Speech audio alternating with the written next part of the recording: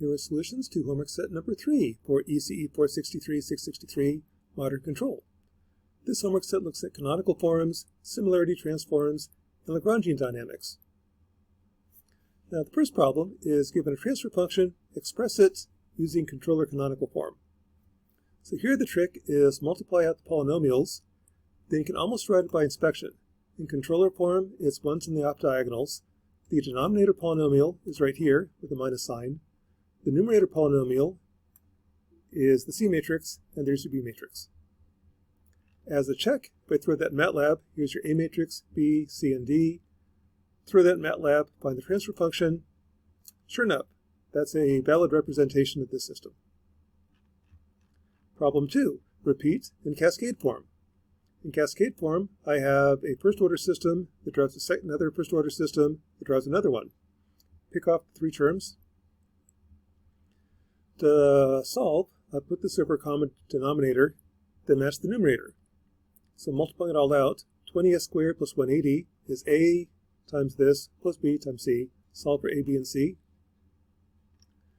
Then in matrix form, here is the cascaded form. The input drives the first-order system that drives another first-order system that drives another first-order system. Pick off the weightings of 20 minus 200, 900. Checking it. Throw this in MATLAB, A, B, C. Throw that in state space form, find the transfer function. Same answer. Another valid representation. The third option is do partial fraction expansion. That gives me diagonal form, or Jordan form. I have 3 first-order systems added together. When you do that, I wind up with the same answer, a third valid representation. So in state space form, there's an infinite number of ways of representing a system. Some of the forms have names, many do not. Problem 4 looks at a similarity transform. Given this system, what are the dynamics if I do a change in variable? Let's let Z be this combination. So to do that, I input A, B, and C. This is your T inverse times X. X is your voltage. So there's my T inverse matrix. It's 1 minus 1, V1 minus V2, V2 minus V3, V3 minus V4, V4.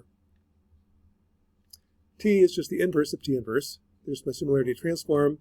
My new improved A matrix is T inverse AT, T inverse B for the new improved B matrix, C times T, and D. So this is a different representation, perfectly valid, same system, just a different way of representing it.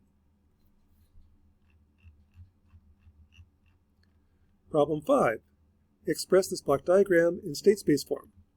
So to do that, I would treat each of the states, outputs to the integrators as a state x1, x2, x3.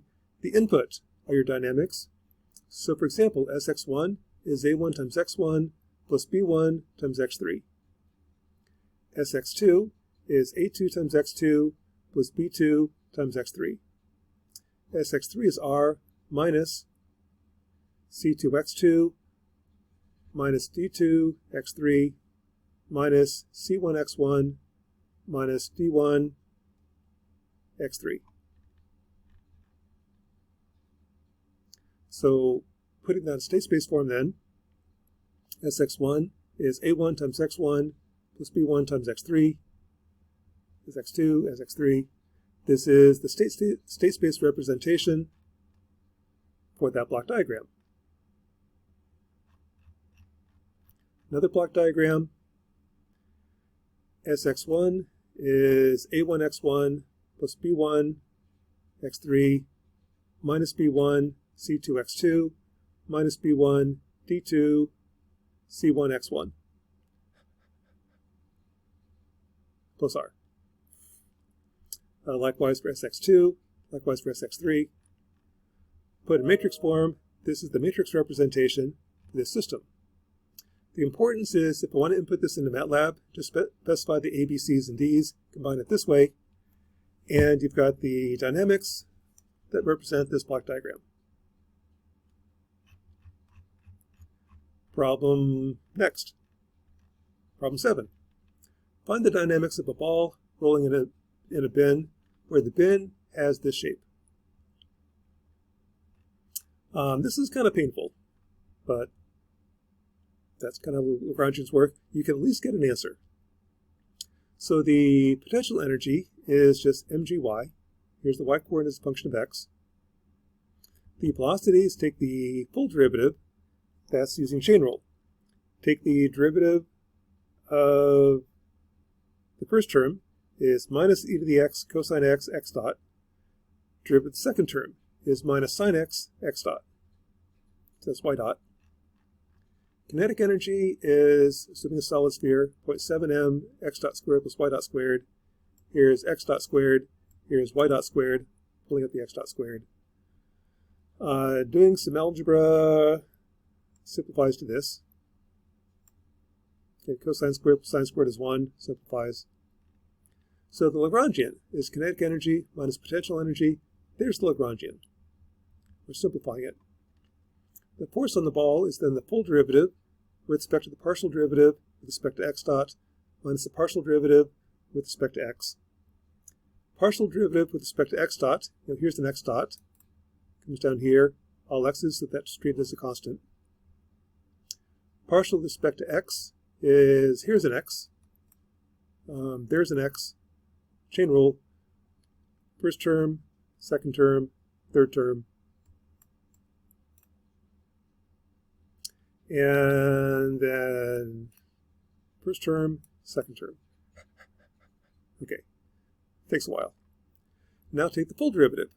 When you take the full derivative, that's chain rule. Derivative with respect to x dot is x double prime.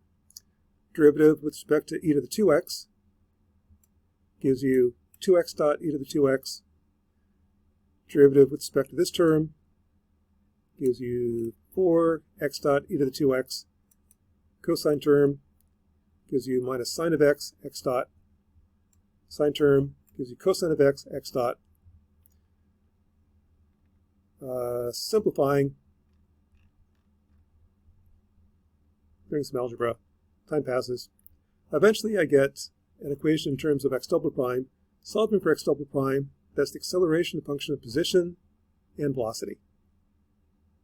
That's the dynamics of a ball rolling in a bin of that shape. Now this is not a simple equation, but the important thing to note is with the Lagrangian, if I can specify the energy in the system, I can find the dynamics. It may be ugly, but it will give you an answer. That's part of the power of Lagrangians. And it's also part of the reason that you took so many years of math. You've got full derivatives, partial derivatives. That all comes into play to find the dynamics. And that's homework set number 3 for 463, 663, modern control.